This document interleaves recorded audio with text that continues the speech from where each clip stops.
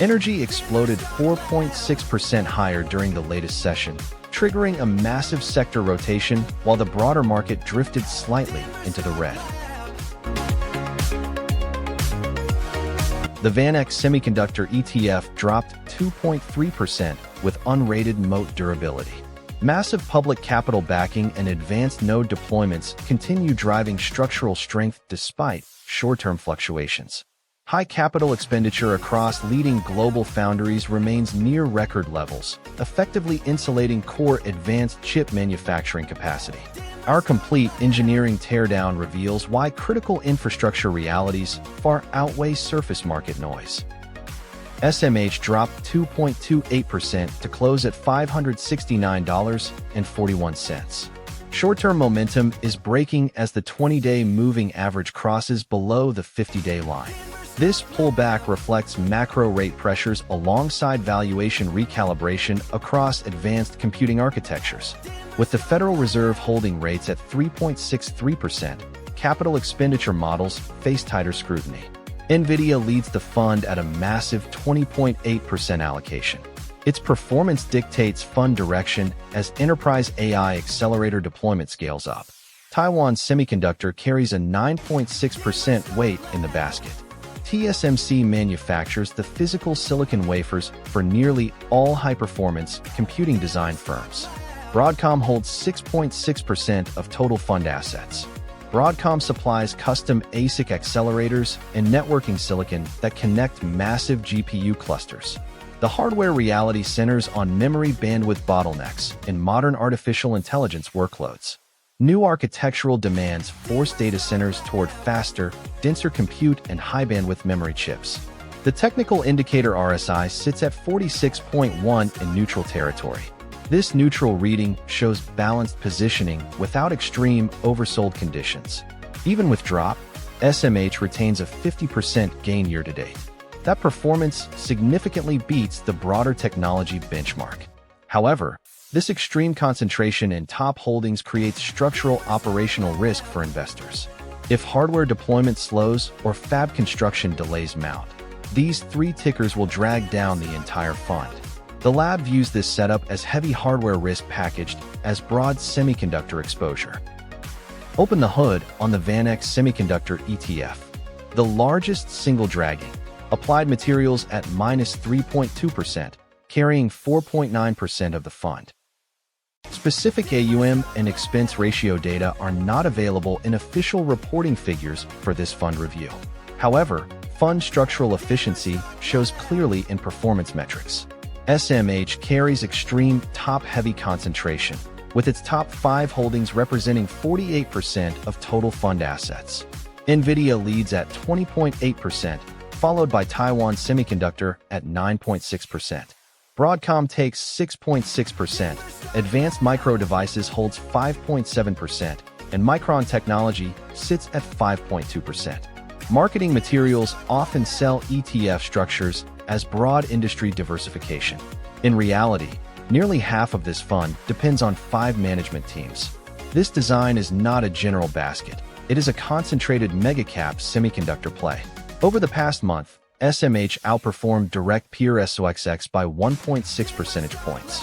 That spread demonstrates the structural advantage of weighting heavily toward top market cap winners during AI build-out cycles. The fund delivers a 50% YTD return alongside a 3-year average return of 55.9%. These returns prove the strategy captures the core compute hardware cycle effectively. Micron and AMD provide memory and accelerator exposure that aligns directly with data center capital allocation. With inflation at 0.6% YOY and interest rates at 3.63%, cap-weighted structural tilts hold up well. For investors seeking direct exposure to dominant chipmakers, this vehicle executes its target strategy with precision. The lab verdict: SMH is an effective, top-heavy engine that sacrifices broad diversification to capture maximum hardware upside. Here's the money. SMH is trading at a 2.3% discount to NAV, and that's not a rounding error. That discount tells you retail is dumping shares faster than the underlying basket can reprice, while institutions are sitting on the sidelines. The 5-day to 20-day volume ratio at 0.57x confirms it. Outflow, not rotation. Money is leaving semiconductors, plain and simple. The narrative machine is blaring trade war, Trump tariffs, macro doom. But let's decode the PR spin. That's 60% of the fund exposed to the exact same geopolitical risk the headlines are screaming about. The narrative is lagging the flow by at least 2 weeks. RSI at 46, price above the 20-day but below the 50-day. Momentum is sideways, not dead. That's a direct threat to the fund's largest holding, and the market hasn't priced it yet. The verdict: SMH's discount and outflow are signaling that the narrative is finally catching up to the hardware reality. Capex-heavy semis are a policy play, not a growth play. The structural durability case for SMH rests on massive governmental capital backing and advanced node deployment. The $52 billion subsidy pool from the CHIPS Act directly offsets high borrowing costs for domestic fabs. Additionally, TSMC's 3nm volume shipments provide an immediate supply of power-efficient server chips to top constituents. This technological lead powered SMH to a 50% gain year-to-date, easily outpacing broader benchmark indices. The explicit bear case centers on geopolitical supply disruption in the Taiwan Strait. A sudden trade block or military escalation in that corridor instantly halts wafer production for key fund holdings. Furthermore, strict export controls on advanced lithography equipment directly choke off revenue from mainland Chinese customers. For evidence, watch 2 critical operational signals in coming quarters.